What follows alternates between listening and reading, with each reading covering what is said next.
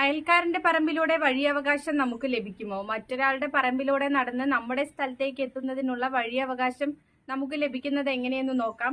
Welcome back to my YouTube channel. നിങ്ങൾ ആദ്യമായിട്ടാണ് എൻ്റെ വീഡിയോ കാണുന്നതെങ്കിൽ ചാനൽ സബ്സ്ക്രൈബ് ചെയ്യുക. തുടർന്നും ഇതേപോലെയുള്ള ഇൻഫോർമേറ്റീവ് ആയിട്ടുള്ള വീഡിയോസിന്റെ നോട്ടിഫിക്കേഷൻസ് ലഭിക്കുന്നതിന് വേണ്ടി ആ ബെലൈക്കൺ കൂടി ഒന്ന് പ്രസ് ചെയ്യുക. അയൽക്കാരന്റെ പറമ്പിലൂടെ നടന്നു പോകാനുള്ള അവകാശം നമുക്ക് എങ്ങനെയാണ് ലഭിക്കുന്നതെന്ന് നോക്കാം. നമുക്ക് നിലവിലൊരു സ്ഥലമുണ്ട്, പക്ഷേ നമ്മുടെ സ്ഥലത്തിന്റെ മുന്നാധാരത്തിലോ പിന്നാധാരത്തിലോ ഒന്നും വഴി പറഞ്ഞിട്ടില്ല. ഇപ്പോൾ നിലവിൽ നമ്മൾ നടന്നു പോകുന്നത് അയൽക്കാരന്റെ പറമ്പിലൂടെയാണെന്ന് വിചാരിക്കുക. അങ്ങനെ അയൽക്കാരന്റെ പറമ്പിലൂടെ നടന്ന് നമ്മുടെ സ്ഥലത്തേക്ക് പോകാനുള്ള അവകാശം നമുക്കുണ്ടോ? വഴിയെ സംബന്ധിച്ച് നമുക്ക് ലഭിക്കുന്ന അവകാശത്തെയാണ് നിയമത്തിൽ ഈസ്മെന്റ് റൈറ്റ് എന്ന് പറയുന്നത്. നമുക്കൊരു സ്ഥലമുണ്ടെങ്കിൽ ആ സ്ഥലത്തിലേക്ക് വെള്ളവും വെളിച്ചവും വായുവും ഒക്കെ എത്തിക്കാനുള്ള എല്ലാ അവകാശവും നമുക്കും നമ്മുടെ ഭൂമിക്കുമുണ്ട്. അതായത് നമ്മുടെ മുന്നാധാരത്തിലോ പിന്നാധാരത്തിലോ ഭാഗപത്രത്തിലോ ഒന്നും നമ്മുടെ സ്ഥലത്തേക്കുള്ള വഴി പറഞ്ഞിട്ടില്ല എങ്കിൽ നമ്മൾ നിലവിൽ നടക്കുന്നത് അയൽക്കാരന്റെ പറമ്പിലൂടെയോ അവരുടെ പറമ്പിന്റെ ഏതെങ്കിലും സൈഡിൽ കൂടെയൊക്കെ ആയിരിക്കും. അത്തരത്തിൽ നമ്മൾ മറ്റൊരാളുടെ സ്ഥലം ഉപയോഗിച്ച് നടന്നെങ്കിൽ മാത്രമേ നമ്മുടെ സ്ഥലത്തേക്ക് എത്താൻ കഴിയുകയുള്ളൂ. അപ്പോൾ അത്തരത്തിൽ നമ്മുടെ സ്ഥലത്തേക്ക് എത്താൻ നമ്മൾ ഉപയോഗിക്കുന്ന വഴിയിൽ നമുക്ക് എങ്ങനെയാണ് അവകാശം ഉണ്ടാവുന്നത് എന്ന് നോക്കാം. അപ്പോൾ ഇത്തരത്തിൽ ലഭിക്കുന്ന അവകാശത്തിനെയാണ് നമ്മൾ നിയമത്തിൽ ഈസ്മെന്റ് റൈറ്റ് എന്ന് പറയുന്നത്. ഈസ്മെന്റ് റൈറ്റ് പ്രകാരം നമുക്ക് നമ്മുടെ സ്ഥലത്തേക്ക് വായുവും വെള്ളവും വെളിച്ചവും വഴിയും ഒക്കെ ലഭിക്കാനുള്ള അവകാശം നമ്മൾ ഓരോരുത്തർക്കും ഉണ്ട്. ഇത്തരത്തിൽ നമ്മുടെ ഈസ്മെന്റ് റൈറ്റിന് ആരെങ്കിലും തടസ്സം നിൽക്കുകയാണെങ്കിൽ അവർക്കെതിരെ നമുക്ക് റൈറ്റ് ഓഫ് ഈസ്മെന്റ് പ്രകാരം സിവിൽ കോടതിയിൽ ഒരു സ്യൂട്ട് ഫയൽ ചെയ്യാവുന്നതാണ്. അപ്പോൾ ഈസ്മെന്റ് റൈറ്റ് പ്രകാരമാണ് വഴിയില്ലാത്ത ഒരു സ്ഥലത്തിലേക്ക് വഴിയവകാശം ലഭിക്കുന്നത്. വിവിധ തരത്തിൽ ഈസ്മെന്റ് റൈറ്റുകളുണ്ട്.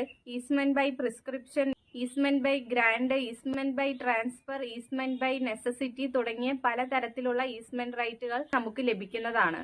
അപ്പോൾ ആർക്കൊക്കെയാണ് ഈസ്മെന്റ് റൈറ്റ് ലഭിക്കുന്നത്? വസ്തു വാങ്ങുന്നയാൾക്കും ഈസ്മെന്റ് റൈറ്റ് ലഭിക്കുന്നതാണ്. അതേപോലെ തന്നെ വസ്തു വിൽക്കുന്നയാൾക്കും ഈസ്മെന്റ് റൈറ്റ് ലഭിക്കുന്നതാണ്.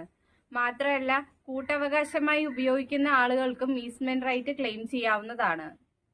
അതായത് നമ്മൾ കുടുംബ ഭാഗപത്രമൊക്കെ തയ്യാറാക്കുമ്പോൾ നമ്മൾ അതിൽ വഴി പറഞ്ഞിട്ടില്ല എന്നാണെങ്കിൽ നമുക്ക് ഈസ്മെന്റ് റൈറ്റ് ക്ലെയിം ചെയ്യാവുന്നതാണ്.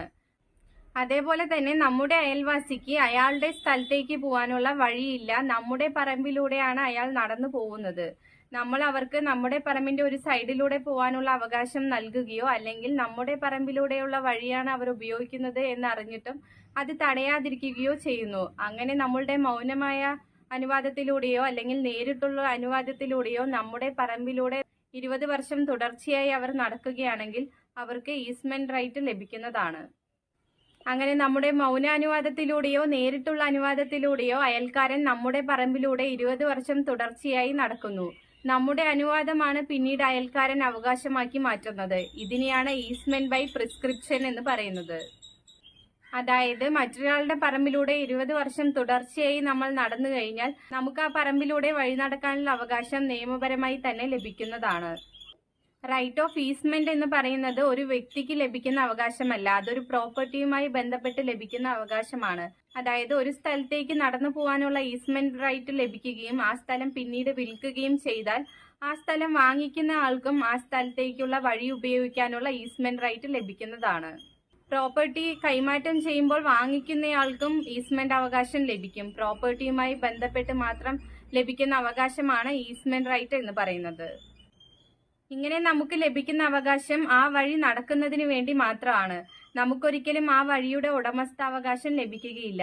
അപ്പോൾ മറ്റൊരാളുടെ സ്ഥലത്ത് കൂടി 20 വർഷം തുടർച്ചയായി നമ്മൾ നടന്നു കഴിഞ്ഞാൽ നമുക്ക് അതിലെ നടക്കാനുള്ള അവകാശമാണ് ലഭിക്കുന്നത്. നമുക്കൊരിക്കലും ആ വഴിയുടെ ഉടമസ്ഥാവകാശമല്ല ലഭിക്കുന്നത്.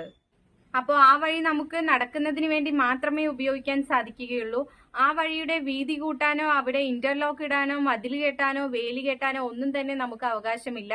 അതിനുള്ള നിയമപരമായിട്ടുള്ള അവകാശമല്ല ഈസ്മെന്റ് റൈറ്റ് പ്രകാരം നമുക്ക് ലഭിക്കുന്നത്. നമുക്ക് ആ വഴിയെ സ്വതന്ത്രമായി നടക്കാനുള്ള അവകാശമാണ് ഈസ്മെന്റ് റൈറ്റ് പ്രകാരം നമുക്ക് ലഭിക്കുന്നത്.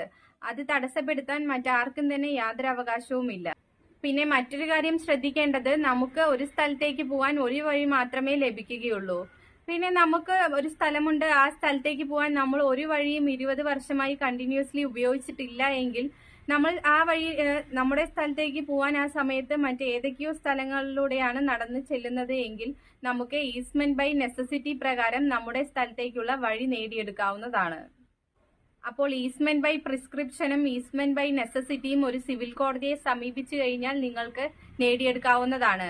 അയൽക്കാരുമായി വഴക്കിനോ തർക്കങ്ങൾക്കോ നിൽക്കാതെ നിങ്ങൾ കോടതിയെ സമീപിക്കുകയാണെങ്കിൽ നിങ്ങൾക്ക് വഴിയവകാശം ലഭിക്കുന്നതാണ്. 3 അടി വീതിയിലുള്ള വഴിയാണ് സാധാരണ കോടതി അനുവദിച്ചു തരുന്നത്. അപ്പോൾ നടക്കാൻ പോലും വഴിയില്ലാത്തവർക്ക് വഴി എങ്ങനെ നേടിയെടുക്കാം എന്നുള്ളതാണ് ഈസ്മെന്റ് ബൈ പ്രിസ്ക്രിപ്ഷനും ഈസ്മെന്റ് ബൈ നെസസിറ്റിയും. അപ്പോൾ ഇത്രയും പറഞ്ഞത് എല്ലാവർക്കും മനസ്സിലായെന്ന് വിചാരിക്കുന്നു.